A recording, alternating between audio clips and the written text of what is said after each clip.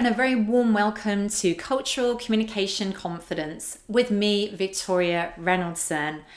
And welcome to today's episode, which is the third and final part in this mini-series about how to be successful in interviews. If you haven't had the chance to listen to the first two parts, then in part one, we talked about how to prepare for interview, what to consider with the different styles and types of interview, and some of the types of questions that you might expect. In part two, we talked about what actually happens in the interview itself, how important it is to make a first impression in those early moments of meeting the interviewer, and how to approach not only answering questions, but take into account aspects such as video interviews as well as face-to-face. And then today, in this final part, we're going to talk about the final stages of the interview itself. How do you handle potentially difficult questions that might come up, and how to close the interview impactfully to leave a really fantastic last impression as you leave. And then I will talk about what happens after the interview, because we shouldn't forget there is still opportunity to continue the conversation even if the interview has formally closed. So let's jump into today. So we're going to start with thinking about difficult questions.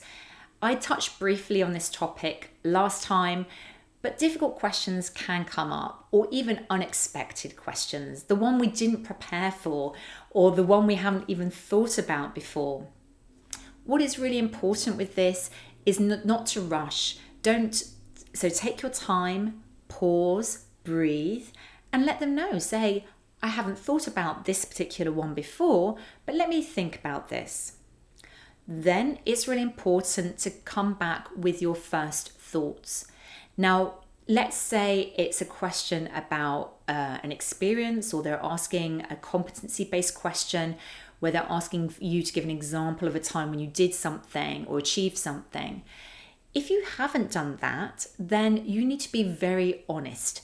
They're really one of the biggest important things that I will share with you today is to never lie if you haven't had that experience before. So do not overstate your experiences. And so if you haven't had the experience, be honest about it. Say, well, I haven't had that experience previously.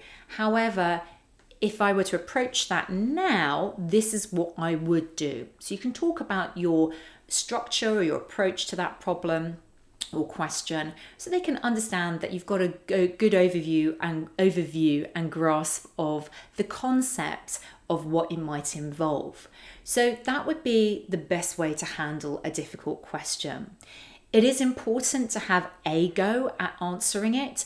So please make sure that you say something, even if it's not the most ideal answer, and even if you answer it simply.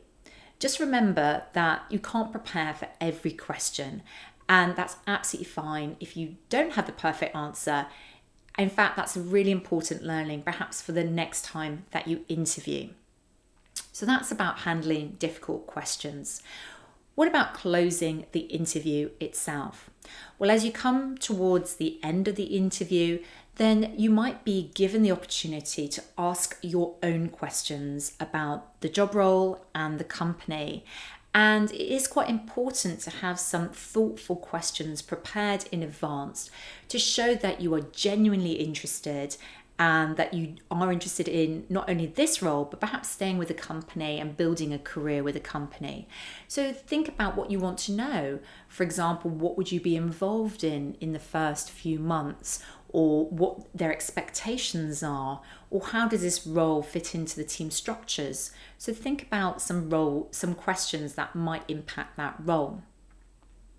I think it's also quite important as part of your closing questions to ask when you might hear back from them. I really do encourage you to ask this question because you want to be clear about when you might hear. Now, the average amount of time according to the statistics in the UK, is that you will hear within 12 days with feedback. Now, 12 days is quite a long period of time, and of course, some companies may work faster, but it's important to know this so you can manage your expectations and that you're not just chasing a company or a recruiting manager or a recruitment agency for an answer when there is none available as yet. Also think about the last moments in that interview. Last time we talked about the opening moments, how important it was to come across confidently through your verbal communication and your non-verbal communication. The same is true in the closing moments. So shake hands with the interviewers, look them in the eye, show a smile, and really make sure that they get the sense that you are warm, enthusiastic, and interested in this role and in the company. One of the questions I get often asked is, should I discuss salary at some point towards the end of the interview? Well, I think it depends a little bit on the company. Some companies are openly advertising what the salary is in the job advert or if it's posted on LinkedIn. However, if the salary hasn't been clear or they've only provided a range, it is okay to ask about salary, but I would definitely wait until the final round of interviews and towards the end.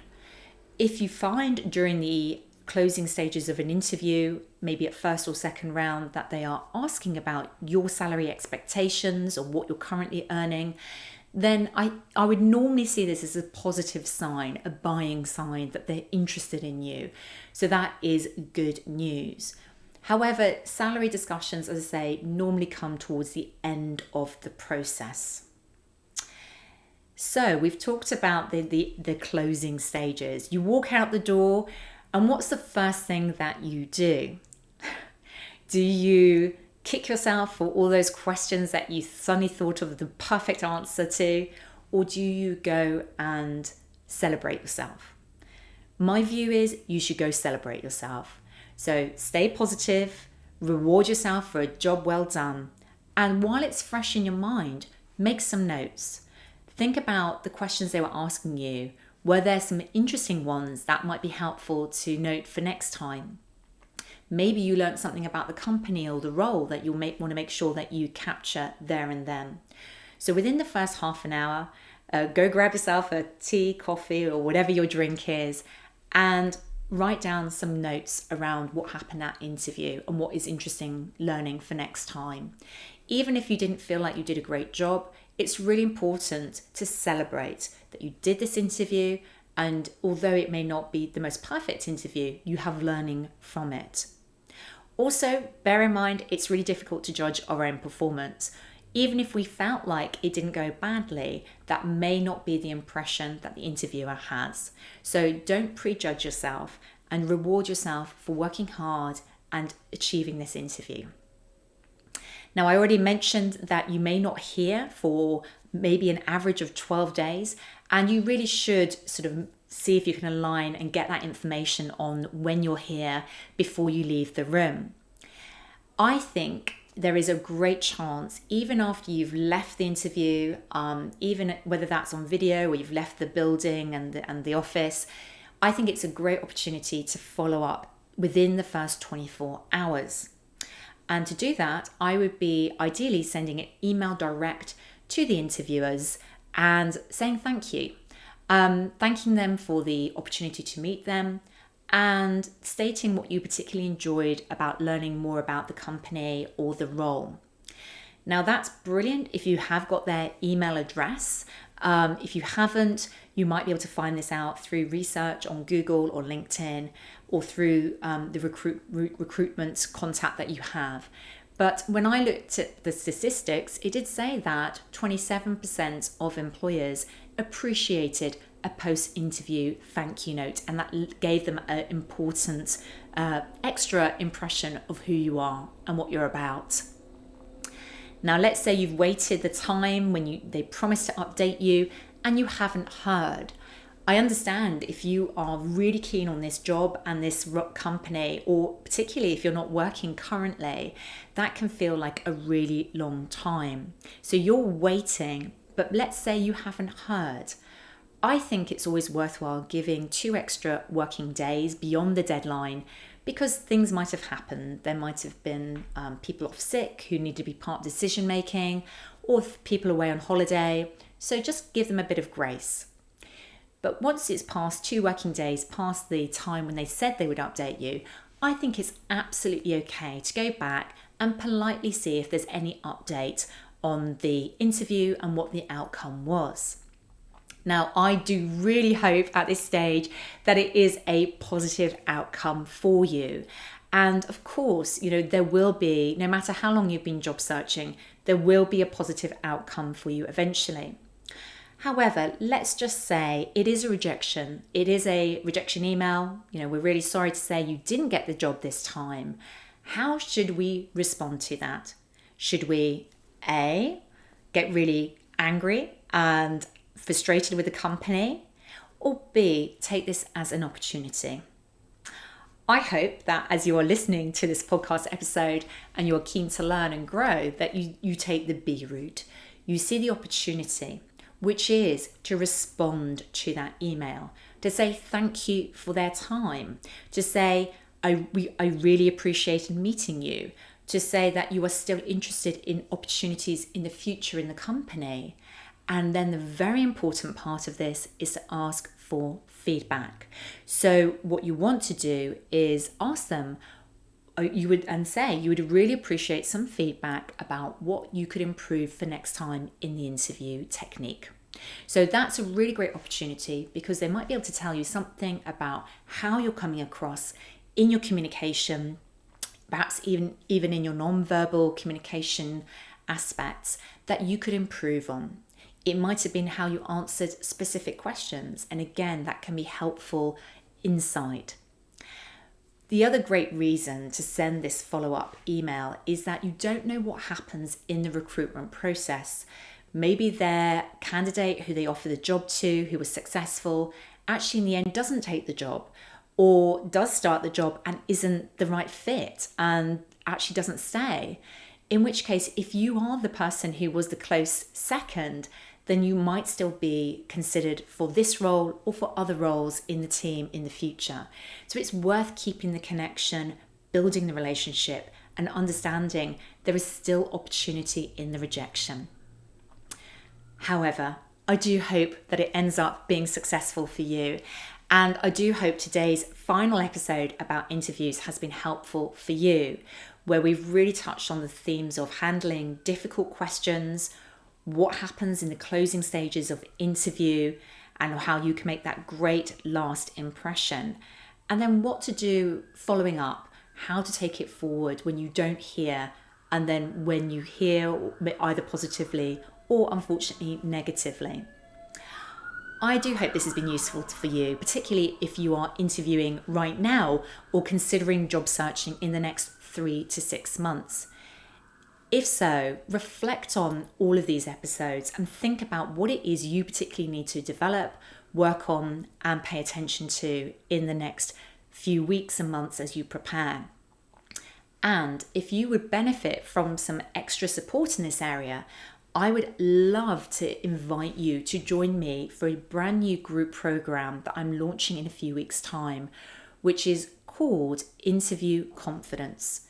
In this particular group program, we'll be meeting for 5 weeks and we'll be covering each of the topics of interview success in detail, including how to prepare and be able to research and get yourself ready for all different types of interview, how to answer different types of questions and be confident with your mindset, and then importantly, really knowing the key structures and ways to engage with the interviewers at the closing stages and after the interview itself. Now, this 5-week program is going to be for small group only, so I'm taking a maximum of 10 people for this particular program, and I'm offering that for £499, £499, And in addition to the core program itself, I'm offering 2 bonuses. The first is a mini CV or resume review, so I can check out your CV and give you feedback. And then the second bonus is you get the chance to meet me for 1 session to do a practice interview, so I can give you feedback. So those are 2 great, valuable bonuses for this particular program. And if you are job searching now or very shortly, then I highly encourage you to get involved with this program. If this sounds like it's for you, then to find out more details and to sign up, please contact me. And you can do that via www.culturecuppa, spelled CUPPA.com/contact. That is www.culturecuppa.com/contact. And I'll send you all the details for the program. Well, thank you so much for joining me today. And if you know anybody else among your friends, family, or perhaps you do know some colleagues or co-workers who are thinking about changing jobs soon, then please feel free to share this episode or the last 2 as well, because it's this mini series all about interview success. And I hope that helps them on their journey to being ready and successfully landing their ideal job. In the meantime, thank you so much for joining me today for Cultural Communication Confidence, and I very much look forward to seeing you next time.